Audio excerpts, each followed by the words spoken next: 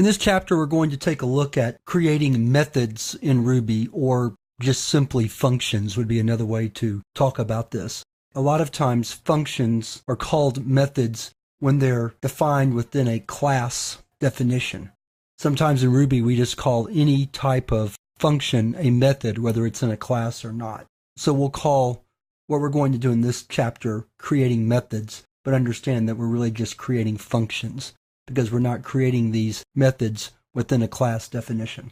So let's go ahead and get started. We're going to call this methods P1 because this is the first part of our lessons on creating methods. In this first lesson, we're going to look primarily at creating value returning methods. Then in the next lesson, we're going to look at methods that don't necessarily return a value but are used for their side effects. To create a method, we start with the keyword def, for define, you might say, and then we provide the name of the method. What we're going to do here is create a method to square a number. So we're going to write the name of the method as square. We follow that with the parameter. In this case, it's going to be a number which is going to be squared. To return a value from a method, we can simply write an expression or we can use the return keyword. Let's do it just by writing an expression first. So to square a number, we simply take the number and multiply it by itself. So our definition of square can be num times num.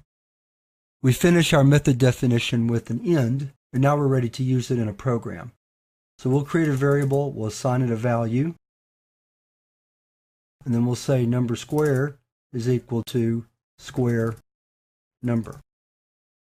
And so to call the method, we simply use it in our program, and we provide an argument which will match the parameter in parentheses. Then we can print that. So let's take a look and see what we get.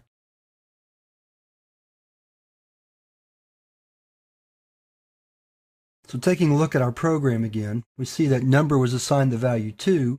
We called square with that variable as the argument and squared 2 to get 4. 4 was the return value from the method, and it was assigned to our variable and then displayed.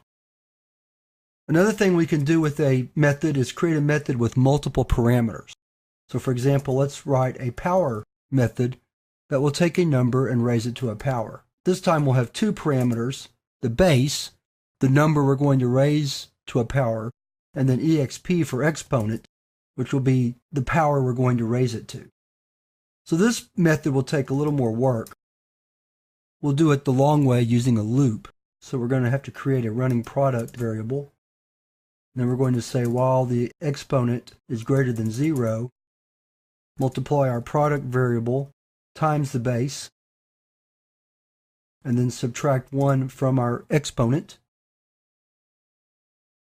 And then when we're finished, let's do it with a return this time.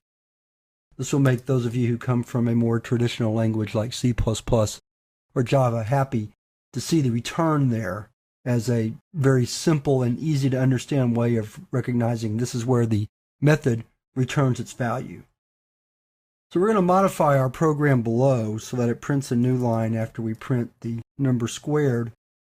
And then we're going to take the number squared and raise it to the third power. We're going to put the method call inside a print just to show you that methods can go any place a regular expression can be placed. And we'll call power with our number squared variable and 3 because we want to raise it to the third power.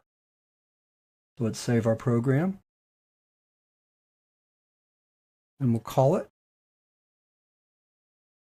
So we see we get 4 for the number squared, for 2 squared, and then we get 64, which is 4 to the third power. So let's take a look at our program again. So we've seen two ways of creating methods with either a single parameter with 1 or power with multiple parameters. And then we've seen two ways to return values, either by just providing an expression or by returning a value, which is still returning an expression, but here we explicitly return the value by using the return keyword. So that wraps up this first lesson on methods in Ruby. And now we're going to move on to the next lesson where we're going to look at methods that do not return values, but instead are used for what we call their side effects.